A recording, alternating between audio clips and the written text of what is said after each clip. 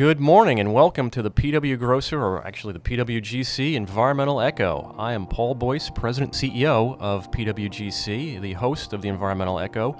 And today we've got another really, a fascinating, exciting guest. Marc Herbst from Long Island Contractors Association is going to be talking about environmental issues and how they relate to, major construction projects here on Long Island in the Nassau-Suffolk region.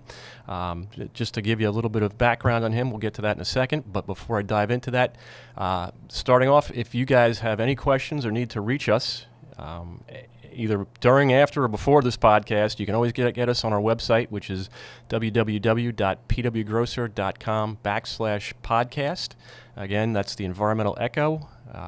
And today's guest, Marc Herbst. He is, as I said, the Executive Director of the Long Island Contractors Association. And for those that like acronyms and abbreviation, that's LICA. And I do appreciate that. They're based out of Melville, and they have some real excellent influence in the Regional Trade Association for heavy construction here on the island. Marc has served as that Executive Director since 2006, correct, Marc?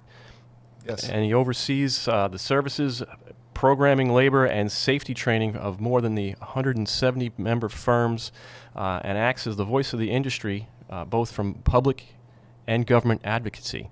Under his tenure, LICA's role as a major driver of the Long Island economy has grown dramatically in recent years and is responsible for thousands of construction jobs within the region here on Long Island. Marc he also serves as president of the New York Roadway Infrastructure Coalition. That's NYRIC, another acronym. What would you NYRIC. say? NYRIC. I was going to get to that. That makes it a little bit easier on us. And he's also past chairman of the Council of State Executives for the American Road and Transportation Builders Association. I'd say ARTBA? ARTBA. ARTBA. We love acronyms here. And this is something I didn't know, that you were also a 5-term former New York State Assemblyman.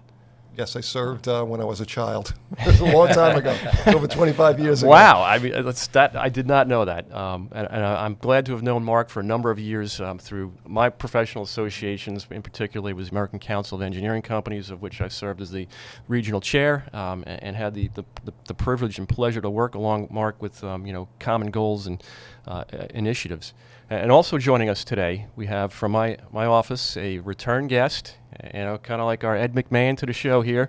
We've got Charlie Bartha, who is a senior vice president. He's one of the guys that's now heading up our business development efforts, and he's worked with Marc cooperatively over the year on a variety of successful projects. And I want to welcome Marc to the show today, Marc. Thanks for having me. No, I'm glad to have you here. And like I said, this is going to make some really, really interesting topics we have to cover. Some that are pretty widely known to many Long Islanders and people of the region. So why don't we dive into some of these topics. Let's start with, you've been involved with infrastructure development across the island. What are the environmental issues that you believe have come to define the region here? Well, I think the first thing you start with, understand we are an island. We are surrounded by water, and the water has been the backbone, if you will, of the entire economy that we have. We started out as a fishing community, and we built from there. And we are now, one of our strongest industry is tourism, and that's because of the quality of life that we have in the economic system. So we've got to do all that we can to protect those resources. We have to remove the nitrates from the water, install sewers. And often people see construction and the environment as in opposition, and we aren't. We work very closely with our environmental partners and to try to make those improvements, because the people who live here work here, and it's our community. We want to make sure the environment's protected, so it's always in the forefront, and we got to keep that attitude. Marc, you're singing our praises here as an environmental firm, engineering firm. That's what we strongly believe. That's our mission. We want a sustainable, resilient Long Island. We want it to thrive, prosper, grow. We want opportunity for all of our residents. And I agree that construction is a big part of that. Without that, redevelopment and infrastructure, where would we be? It absolutely can be done in harmony, and certainly, Marc, you recognize that, and we recognize that. But often, I think we are framed as industry that is not interested in the environment. Well, that is for sure, and times are changing, though. That's true, right? So one of the bigger topics, and I know we've got listeners and viewers they're going to be certainly interested in this because this affects a great number of them. It's the Oakdale Merge, right? Efforts are underway to improve the merge. At least we hope they are, right? We haven't seen much yet. I know there's been some repaving over in the area recently, and it's nice, but it's not relieving a lot of the congestion and the issues. What are the traffic impacts? What are the environmental concerns with regard to, like, say, Connecticut State Park over there? But I mean, the big thing that people are going to be interested in is right off, the traffic. That is just it's more like the bane of the whole region, or one of them. Well, you look to put it in perspective, Oakdale Merge is built, and it's also, if you look a mile and a half to the west, the Southern State Parkway ends, and that's one of the three main roads. It ends. So you have 16 lanes collapsing down into 6 to go through that merge. And that's really the congestion that's there each and every day. So the frustration that people experience is because of that. The capacity isn't there. And to compare it to another project, everyone's looking at things that are going on in Queens around LaGuardia Airport, and they've got a major expansion of the Van Wyck Expressway. Yeah. A needed project. The Van Wyck Expressway has 134,000 vehicles per day, average annual daily traffic. The Oakdale Merge has 154,000 vehicles per day. And people say, New York City, the highways are there. We've got more traffic being pushed through the Oakdale Merge than they do at the Van Wyck, and people don't realize that. That's how significant the project is. And as they were trying to develop programs and for funding at the federal level with the infrastructure money that we pray we will get, one of the projects that the Long Island Regional Planning Board pushed for, one of the 6 major projects, was the Oakdale Merge.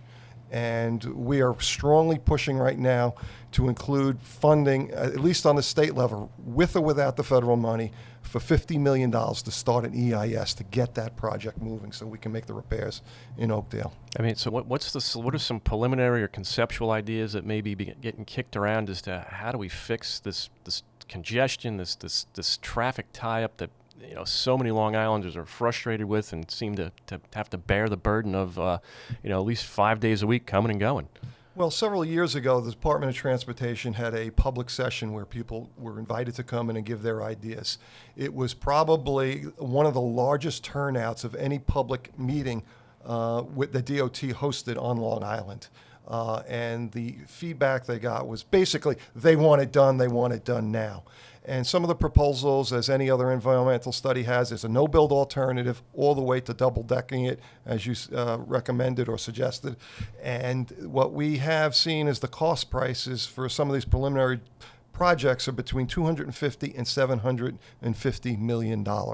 This is a lot of money. Wow. Yeah. But the first thing we need to do is do the environmental impact study. And with all the money that we're looking forward to from the federal government, we've talked to the Long Island Regional Planning Council and the New York State DEC and the Environmental Department to talk about funding. And they've come up with 6 major projects. The Oakdale Merge was one of them.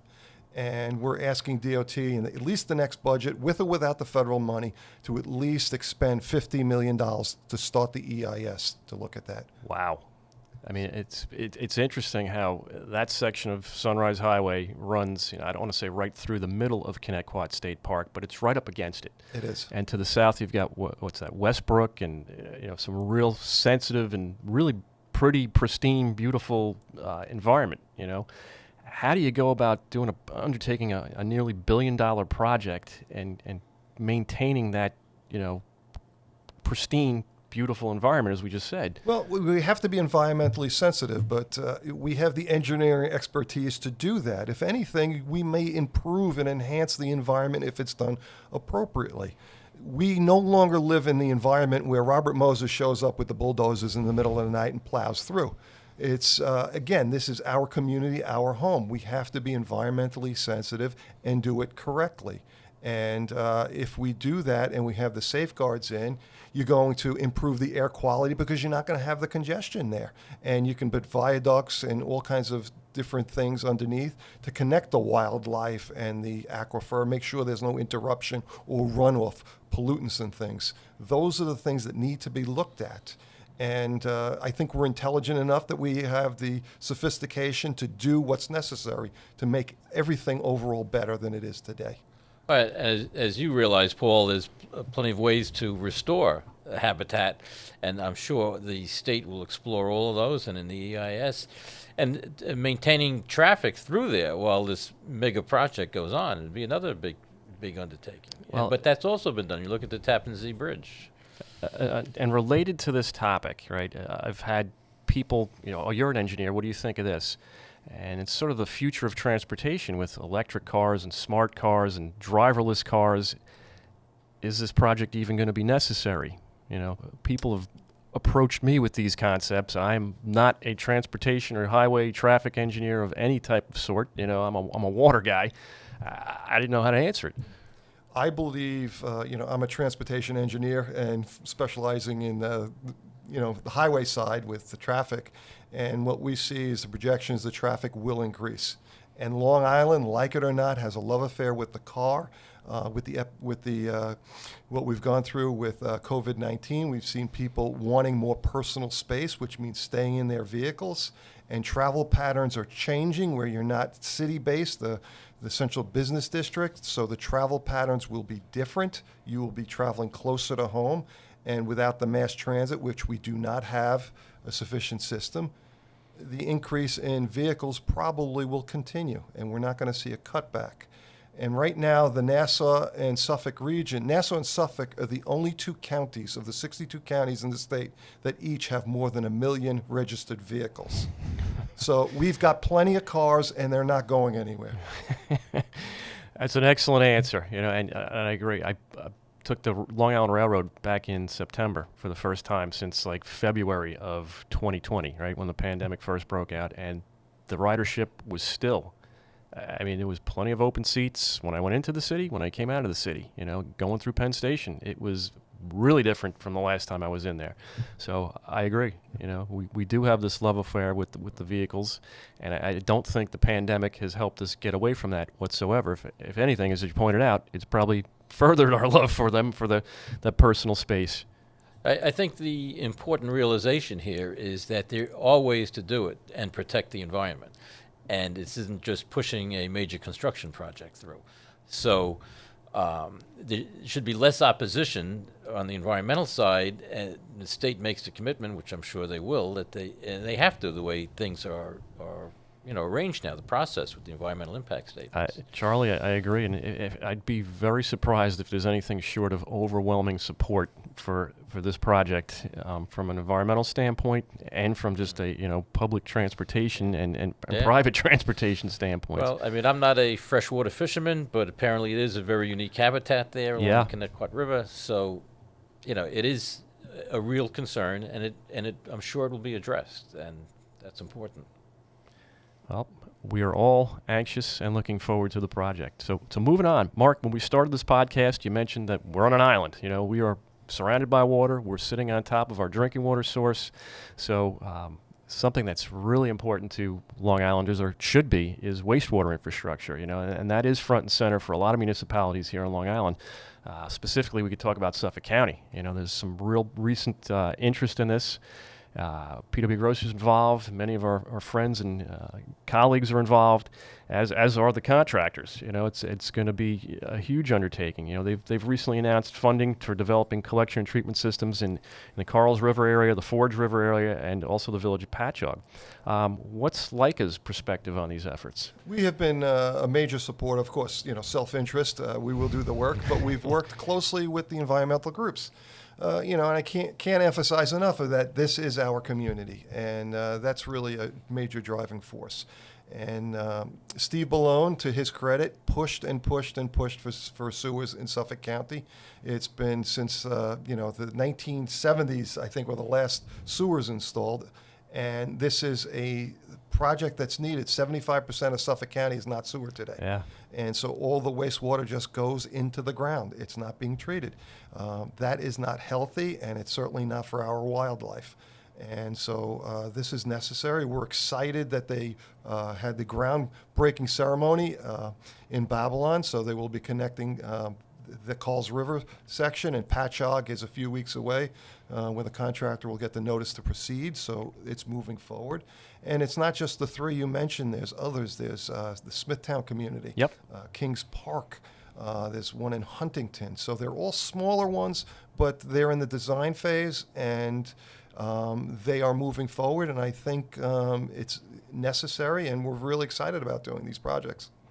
Oh, so are we. And I'll plug a few more. The Oakdale and Sayville areas, right, Charlie? Yep, absolutely. And there's also Big going to, and there's also private developments they're going to be putting in their own infrastructure and their own treatment plants, all of which will be terrific.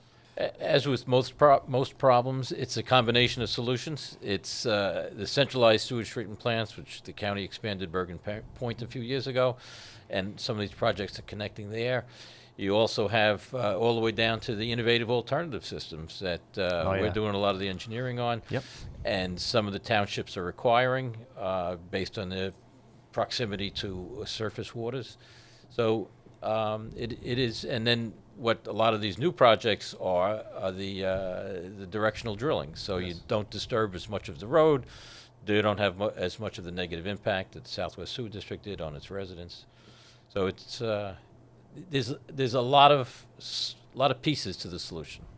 And it's not just limited to Suffolk County. Nassau County has one of the largest public works projects, the Nassau Conveyance Project, connecting the two sewer plants. That's $550 million. It's just amazing. And that's going to help the flow and the overall system, be more efficient. So we're looking forward to that project, which is now underway. So that's exciting as well. And That's a really great project, using a 100-year-old water transmission line that was not being used underneath Sunrise Highway, and putting a pipe through that to transmit the So it's getting sewage. repurposed. Yeah. It's great. Yeah. It's great. And not to mention the outfall at Bergen Point. Mhm. Every time I go down Ocean Parkway, I see them, set up on the north side of the barrier island with the pit and the drilling and everything else. Talk about, boring or directional drilling. I mean, that thing's massive. It's also, I don't know, is it $1 billion project or something, or multi-billion? Yeah, well, it's huge. Yeah, it was a very big project, and again, it was using techniques that weren't available 50 years ago when it was done. First time. I mean, the improvements that we're looking forward to, the benefits will be reaped, and it may be a long time before we see, a fully sewered Nassau and Suffolk County. But once it is, it will also take a long time for what's already made its way to the groundwater to dissipate. So, time like the present to get started, I suppose. You're right. And the environmental benefits are obvious, but also the economic input. How right now, you can't get a permit to open a new shop or retail thing, a restaurant, and this gives the opportunity to have some economic development. So, That's which a great is more point, Mark. encouraging for people to open businesses and stay on Long Island. Gives you job opportunities. Yep, and additional places to live. If we can develop smartly in our downtowns, which we've seen in some areas like Patchogue and others, it's sky's the limit, I guess, if we can do it right.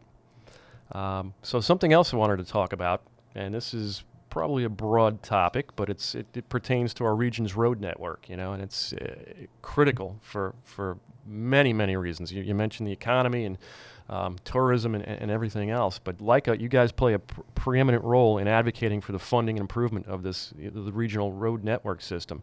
How would you describe the present condition of Long Island's roads? I think people should be very concerned. It's like the roof of your home. You don't pay attention to it until it starts leaking.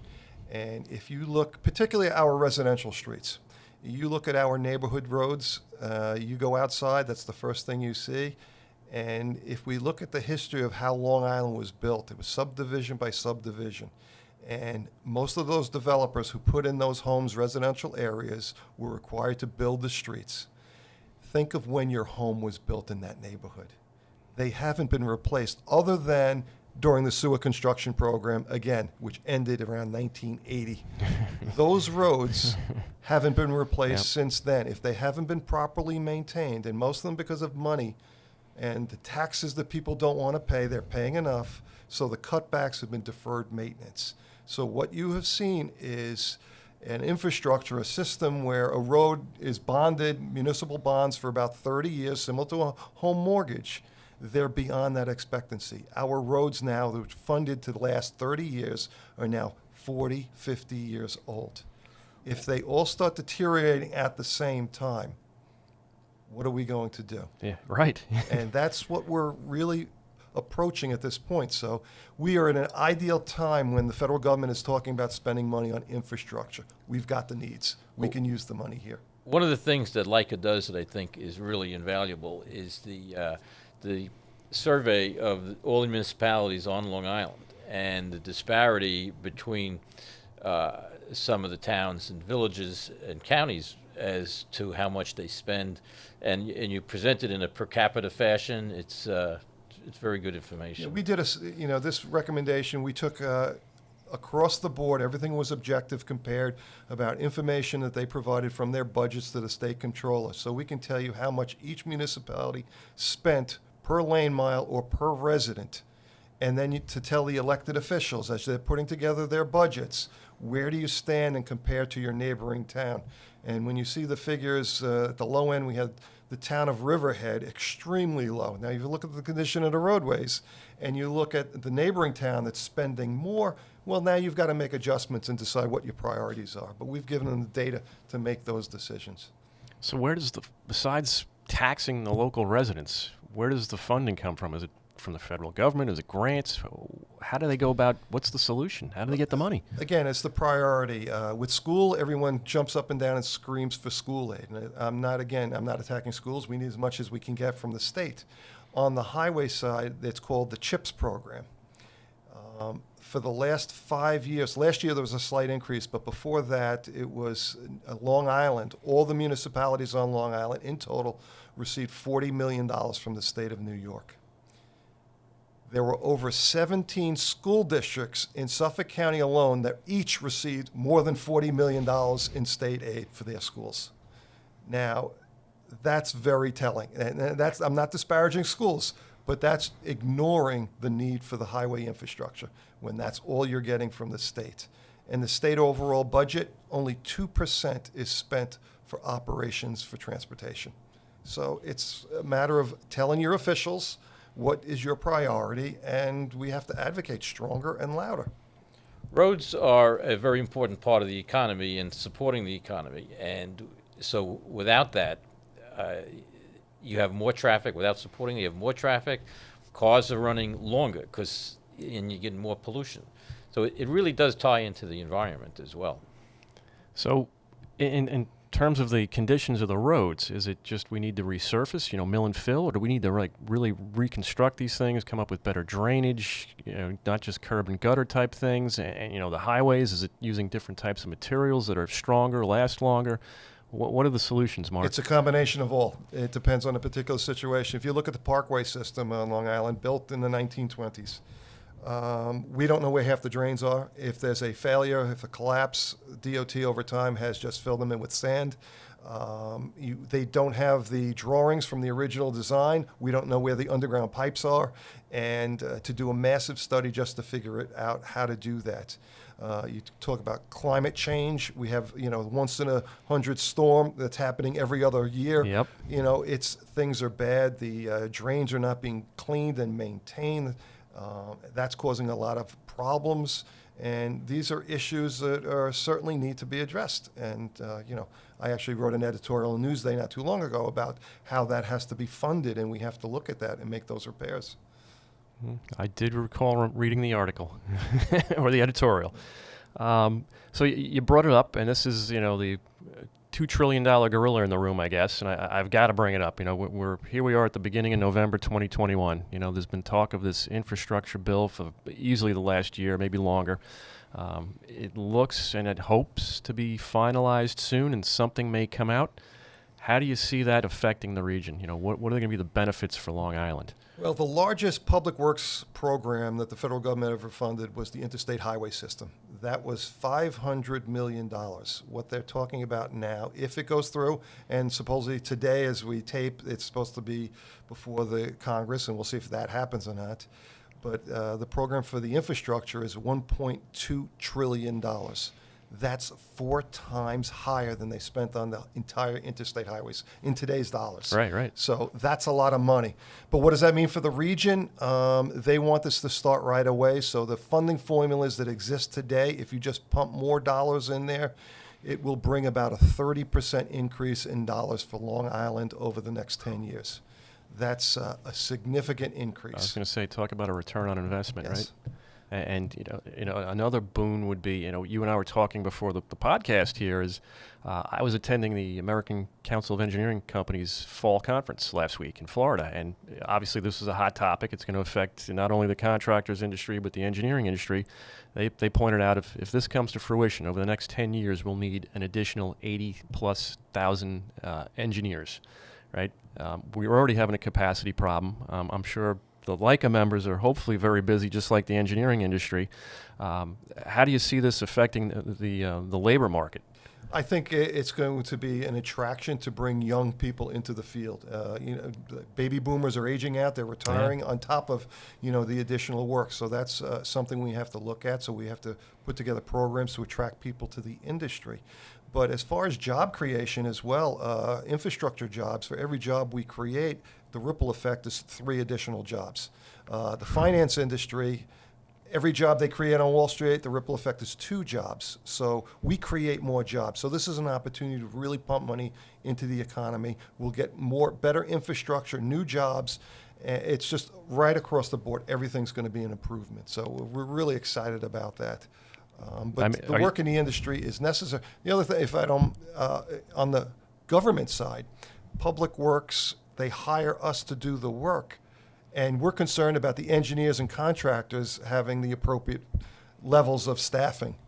Government needs to know and understand they've got to increase the people to do in-house work as well, to do the monitoring and inspections. So if they're not prepared, if they're not able to pay the bills because they don't have the administrative staff to handle the paperwork, the invoicing, and the billing, that's going to be a problem as well. So across the board, public and private, we've got to have the proper levels of employment. I'm going to see a little bit of a capacity issue coming up, until this thing really gets going. And you pointed out it could be at the DOT, the DPW level, the state DEC, all of those agencies, right? They've got to start being prepared to gear up for it as well. I'm really looking forward to it, but it's going to be a challenge. Yeah. As I've said, we're having a hard time finding engineers right now. Not just PW Grosser, but industry-wide. And, just looking for more in the future, we can't meet the capacity that we have at the moment. It's tough to keep up. Like I said, it's a challenge. It's a good problem to have, but It's still a challenge. Okay. I do want to wrap up with, something more on the personal side with you, Marc. We know you're involved with a lot of different variety of charities and foundations. Can you tell us about your efforts with the Gino Macchio Foundation, please? Well, that's a young man who went through some difficult times, and he lost his life, and it was an inspiration for what he did in the industry. And we are involved. Our organization supports many activities in the nonprofit agency because, again, we are part of the community, and we have an effort to lift up people's lives and help different organizations. We jump to the task as we're proud of the companies that are members of our firms, and we had one of our members come to us and ask us to get behind this event, and we proudly did so. And it's just wonderful to, again, support the community and the personal needs and the charities that are out there. So many people are doing good things on Long Island, and we're just proud to be part of it, encourage others to do the same.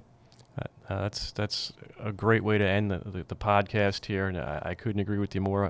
People need to get out there and be involved, be an active a member of the community, and through a foundation like Gino's, that is very noble. Yes. Charlie, anything you want to add before we wrap up today? No, just like to thank Marc for being here. Appreciate it. Absolutely. Marc, thank you for your time. And I just want to wrap up with our listeners. I want to thank them for listening or viewing and listening if you're on the internet. Again, you want to reach out to PW Grosser. It is through www.pwgrosser.com/podcast. Again, I'm your host today, Paul Boyce, President and CEO of the firm. And I want to thank you again for joining us and listening on this really interesting topic with Marc Herbst to the road to success here for Long Island and the environment. Thanks again.